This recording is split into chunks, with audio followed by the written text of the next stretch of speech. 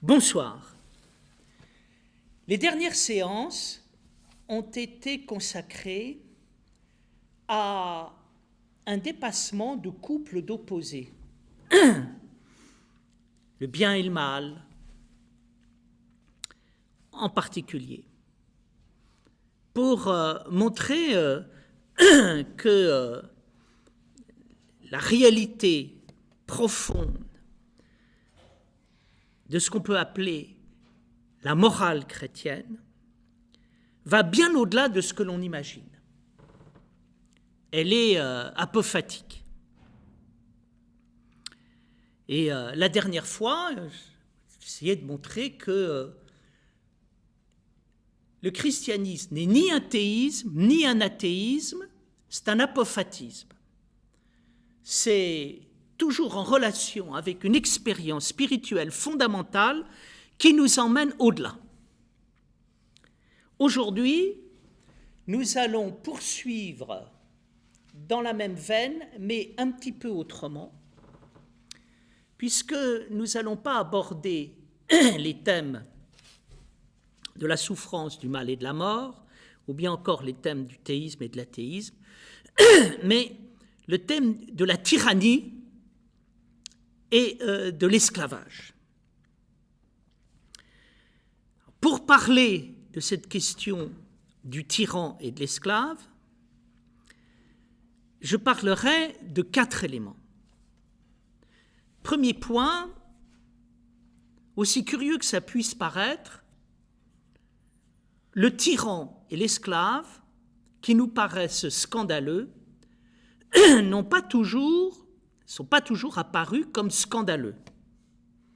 Il s'agira de comprendre pourquoi. Ensuite, nous verrons comment les choses commencent à bouger à propos du tyran et de l'esclave, et comment on assiste à une remise en question de ce couple tyran-esclave.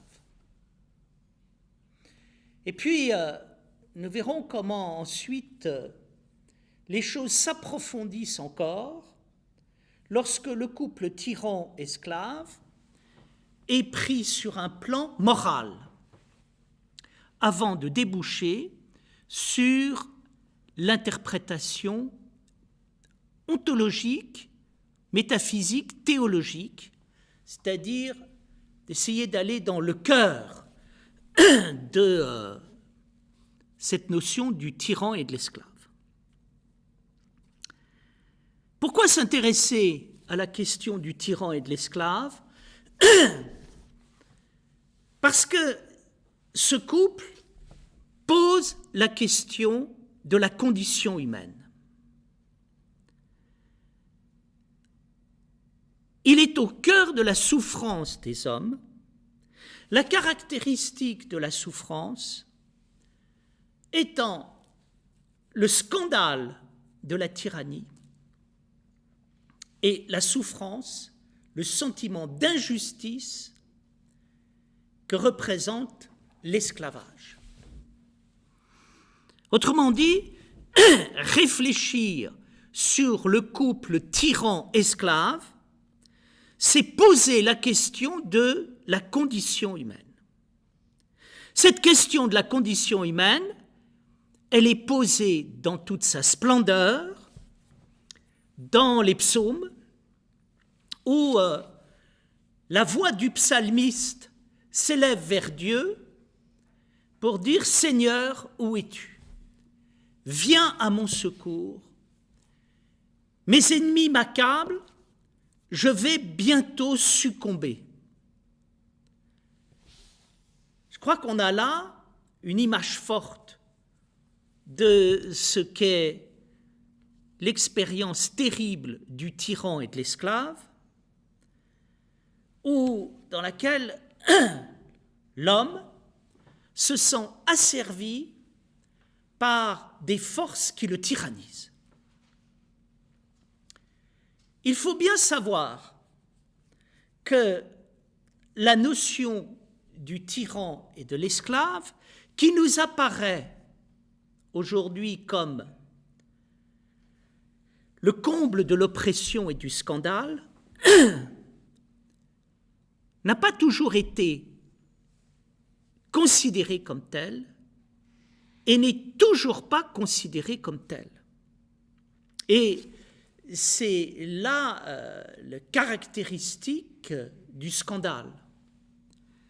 La caractéristique du scandale, c'est que le scandale n'est pas nommé et n'apparaît pas comme scandale et passe pour quelque chose de normal. Si on prend l'Antiquité, on s'aperçoit que dans l'Antiquité, le tyran est considéré comme quelque chose de normal et l'esclave est considéré comme quelque chose de normal. Mieux encore, la tyrannie est considérée comme quelque chose de naturel et l'esclavage est également considéré comme quelque chose de naturel. Qui est-ce qui considère le tyran comme naturel? C'est un penseur comme Simonide qui écrit tout un traité sur la tyrannie. Et pour expliquer quoi? Pour expliquer que le pouvoir politique ne peut fonctionner que si c'est un seul qui détient le pouvoir et qui l'exerce. Quant à l'esclave, il apparaît comme naturel.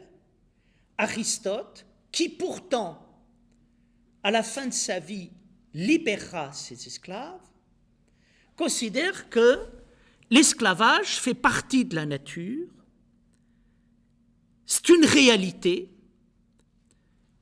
liée essentiellement à une nature d'esclave. Pourquoi est-ce qu'il y a des esclaves? Il y a des esclaves parce que c'est un peu dans la nature des choses, c'est dans la nature des hommes. Mais, disons, c'est quoi l'esclavage? C'est être l'outil de quelque chose, l'outil de quelqu'un, et ne pas s'appartenir. Alors, qu'est-ce qu'on peut dire à propos du couple tyran-esclave? Bien, on peut dire, et pardonnez-moi de dire quelque chose de choquant, mais je ne vais pas en rester là, on peut dire que, d'un côté, c'est vrai, le tyran et l'esclave font partie du cours des choses et ne sont pas forcément scandaleux. Ça nous permettra de mieux comprendre le moment où ils le deviennent.